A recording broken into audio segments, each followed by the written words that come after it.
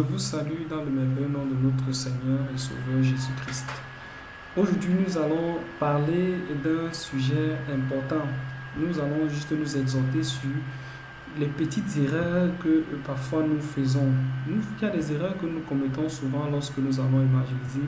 Il y a des erreurs que nous commettons lorsque nous parlons. Nous voulons faire le témoignage de Jésus auprès de ceux vers qui nous partons nous adresser. Donc, c'est ça le sujet de cette exhortation d'aujourd'hui. Ça sera les petites exhortations, erreurs à éviter. Et ce sont des erreurs que nous devons éviter. Pour cela, nous allons aller dans la parole de Dieu.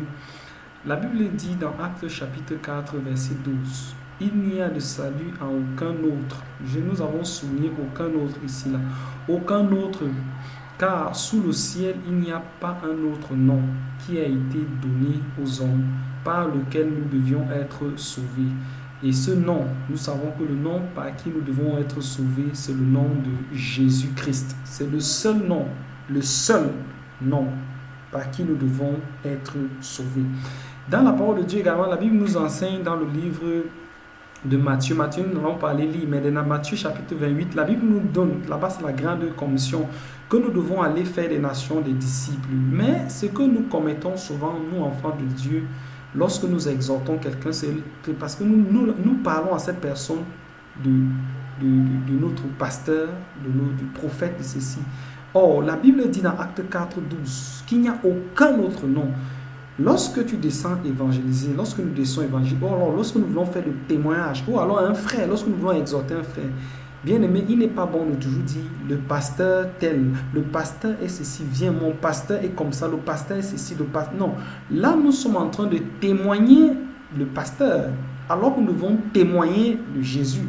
Nous pouvons utiliser un langage du genre, le Seigneur a utilisé son serviteur pour nous parler, pour nous dire ceci.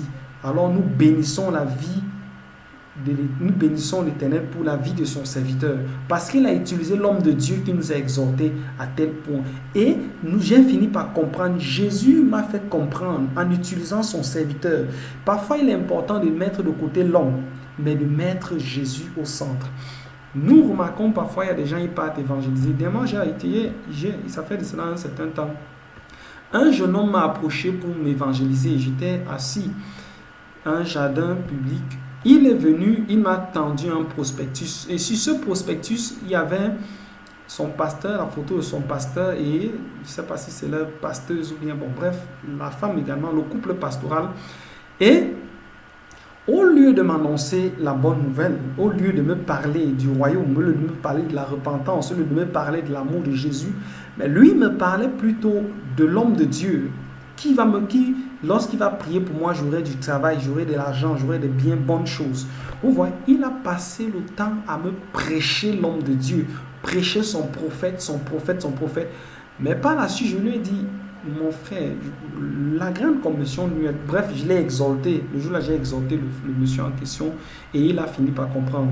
Ce sont des erreurs que nous commettons généralement lorsque nous parlons de Jésus. Bien aimé, il est important de témoigner Jésus et non de parler du pasteur et non de parler de son prophète. Mon prophète a fait ceci. Non, ce n'est pas de ça qu'il est question, c'est de l'amour de Jésus. Donc, c'était donc ce que nous avons vu cette exhortation, c'est l'erreur à éviter. La Bible dit clairement que c'est en Jésus, seul en Jésus, que nous sommes sauvés. Donc, lorsque tu témoignes Jésus, nous avons dit Jésus guérit.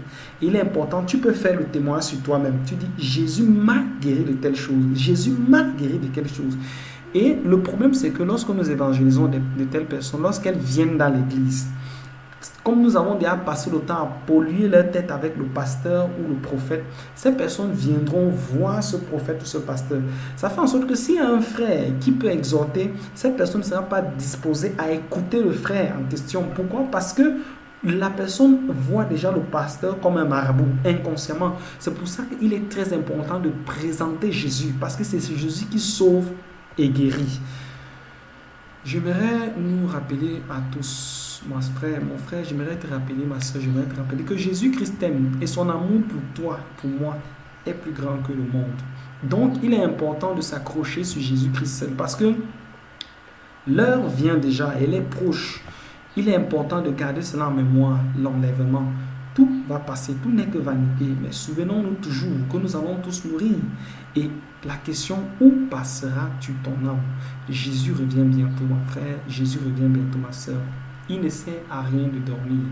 Lève-toi de ton sommeil, lève-toi et va à la rencontre de ton Seigneur dans la prière, dans les jeûnes, dans les supplications. Pose-lui tes requêtes de prière, implore sa grâce, qu'il se souvienne toujours de toi lorsqu'il viendra dans sa gloire. Que l'Éternel vous bénisse, vous bénisse, vous bénisse abondamment au nom puissant de notre Seigneur Jésus. Amen.